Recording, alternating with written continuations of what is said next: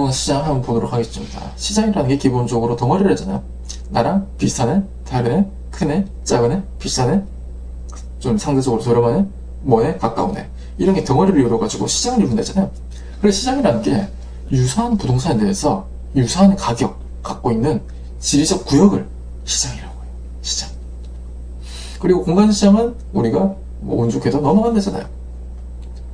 그리고 우리는 객관적인 데이터, 지표들이 너무 많으니까 이걸 바탕으로 시간에 대한 흐름 해석을 볼 수 있는 거고, 그 시간에 대한 흐름 해석 본다는 게 경기 변동, 그리고 원래 농작물을 쓰는 거지만 이게 마치 부동산에서 쓸 수 있을 것 같아 쓰는 거미집, 마지막으로 이 외부 효과, 아니면 이 시간의 흐름에 따라 가지고 이 주택이 계속 바뀌는 주택 여가, 이걸 시간으로 본다 했었어요.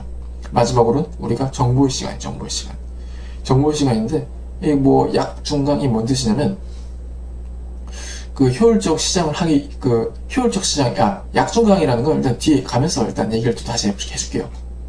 자, 공간 넘어가고 경기 변동이라는 게 우리가 부동산도 경제지로서 이 사이클 순환 같은 게 있다는 거란 말이에요. 근데 그 그래프가 흐름이 있다는 거예요. 흐름이 계속 위로 올라가긴 올라가는데, 올라갔다가 내려갔다가 또 다시 또 회복했다가 올라갔다가 내려갔다가 이런 식으로 어떤 일정한 주기란지 일정한 어떤 모양을 가지고 올라간다는 거예요. 근데 그 모양이 좀 불규칙하긴 해. 그래서 그 경기 변동에 있어가지고 종류 같은 게 보통 뭐가 있냐면 순환적인 변동, 계렬적인 변동, 장기적인 변동, 무장기적인 변동, 이렇게 말해요. 이 보통 저기 대학가 앞에 가면 원룸 시장 같은 거잖아요. 거기는 막 그 초반에 그냥 1학기 때 보면 원룸 같은 게 막 계속 막 돌아요. 그리고 이제 2학기 때 조금 더 돌고, 이런 식으로 계속 수단적으로 계속 반복이 된단 말이에요. 그리고 계절적인 것도 어찌 보면 얘랑 비슷한 거지. 계절에 따라 가지고, 시간에 따라 가지고 뭔가 이 부동산 시장이라는 게 어느 정도 뭐가 좀 규칙 같은 게 있어 보이는 거.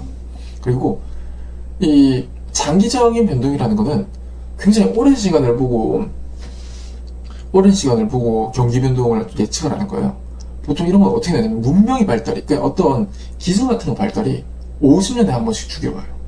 되게 커다란 그 문명의 발달이라든지 과학 기술 같은 발달 같은 게 50년에 한 번씩 보통 봐요. 뭐 지금은 그 주기가 좀 짧아지고 있다고 하는데 원래는 부동산 얘기는 아니란 말이에요. 근데 애초에 경기 변동이라는 자체가 경제에서 온 거기 때문에 이 부동산 한계론에 있어가지고 이 경기 변동도 여기 어느 정도 영향을 좀 많이 받는 거예요. 원래 그 제임스 와트가 증기기관을 만들고 그 다음에 컴퓨터 만드는 애니악이 있고, 그 애니악을 만들고 난 다음에 지금 뭐 인터넷 같은 게 많이 발달되고 하잖아요. 그게 보통 그 주기가 보통 50년 정도 된다니까. 50년 정도.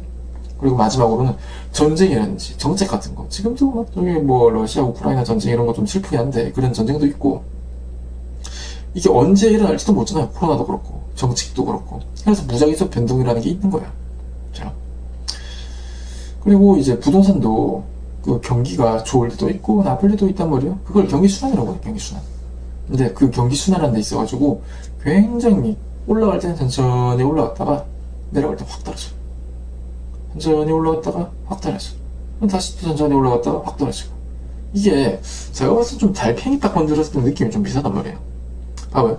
달팽이가 저 천천히 기어갈 때 보면 천천히 자기가 얼굴을 딱 내밀어요. 그 내밀다가 나중에 더듬이까지 딱 펼치고 이제 딱 돌아다닌단 말이에요. 근데 누가 와서 톡 치면 갑자기 싹 떨어들어요. 마치 그 부동산에 한 대 있어가지고 그 모양이 달팽이랑 비슷하다. 이건 제가 만들어 놓은 거예요. 만들어 놓은 거. 그리고 이 주기가 굉장히 불규칙하고 불명확합니다. 아주 규칙적이면 다 돈 벌었지. 좀만 써서 돈 버는데 돈 벌기 어려워요. 그래서 상대적으로 대체 좀 안정적이긴 하지. 확장기가 수축기보다 길다. 이게 아까 전에 말했던 달팽이 모양을 갖다가 똑같이 말해준 거예요.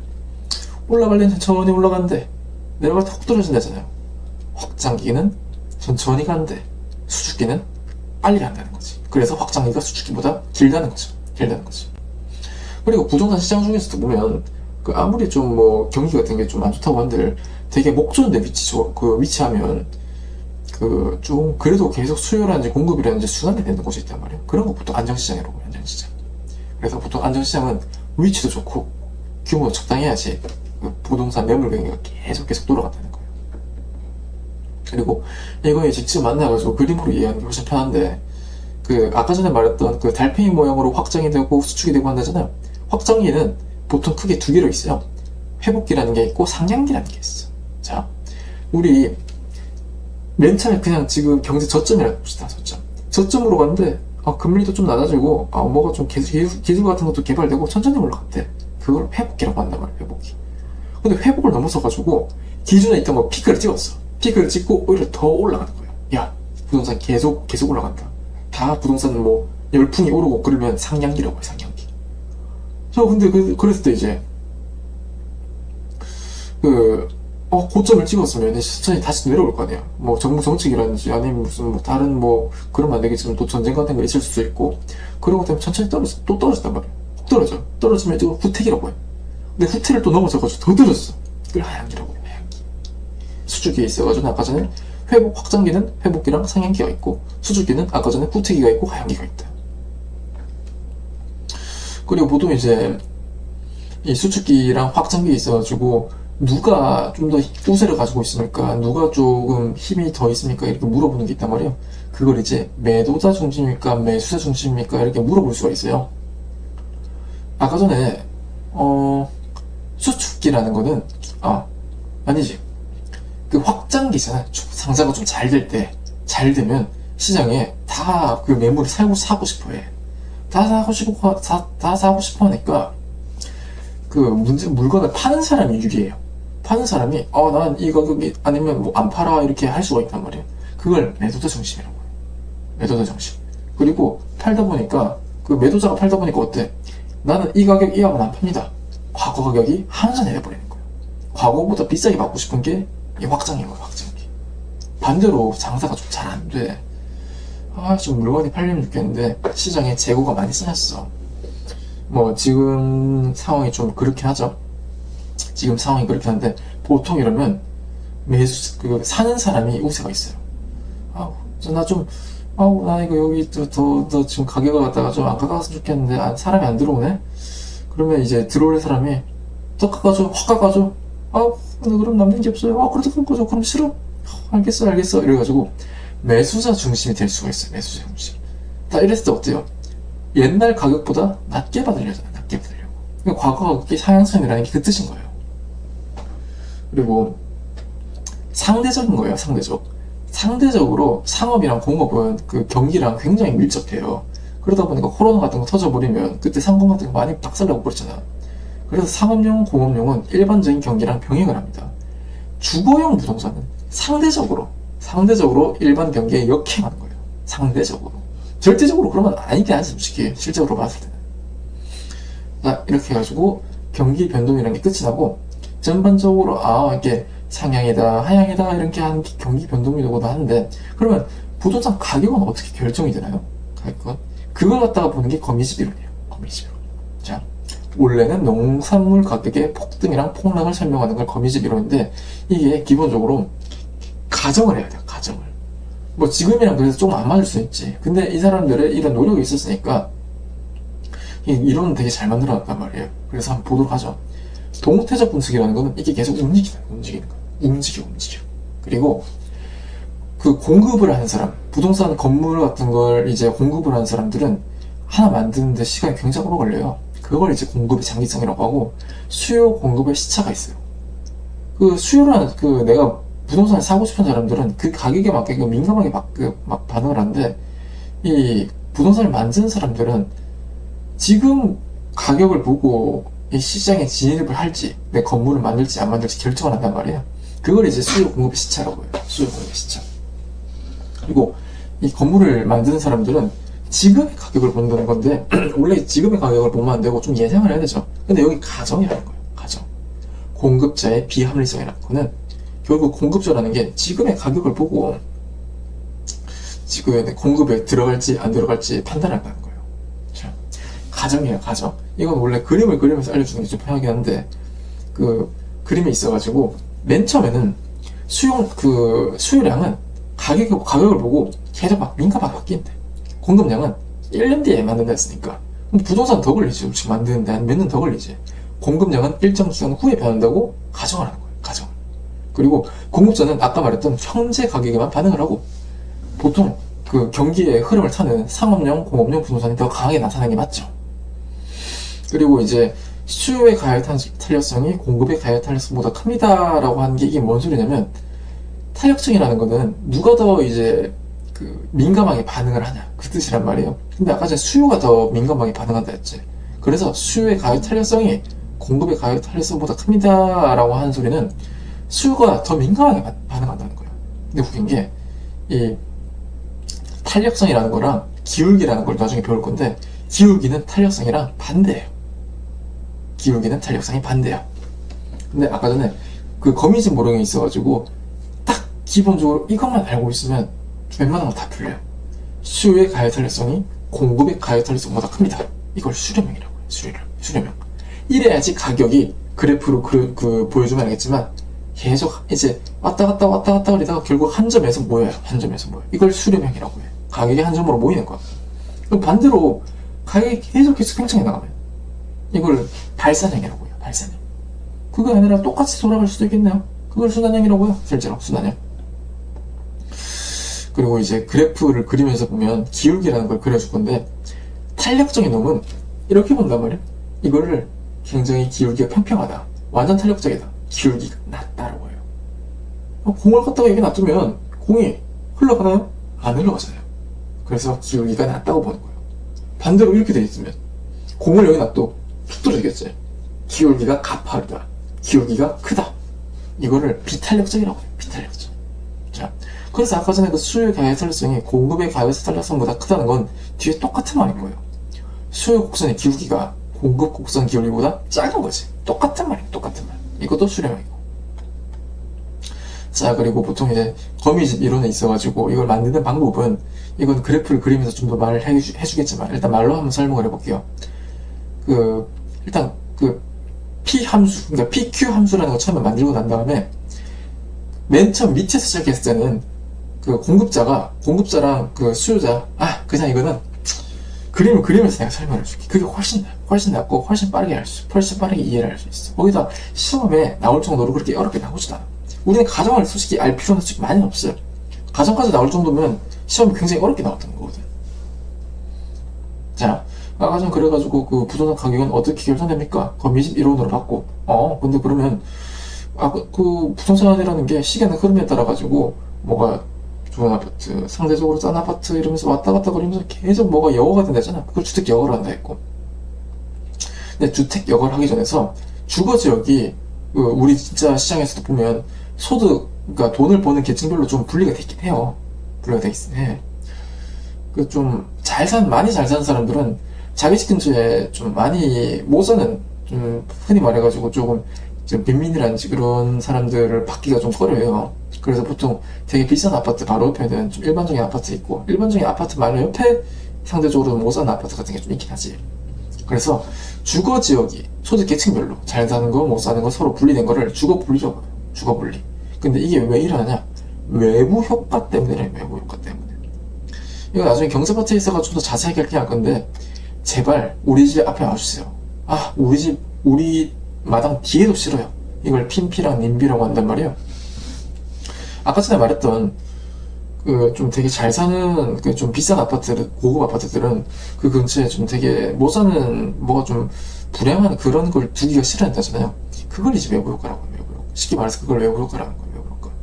근데 아무튼 이런 외부 효과들 때문에 결국 얘들이 주거 분리가 되고, 얘가 시간이 지나면서 따라서 서로 다른 소득 계층 간에 계속 이게 반복이 되면서 순환된다는 거. 그걸 갖다 주택 여가라고 해요. 결론적으로 주택 여가.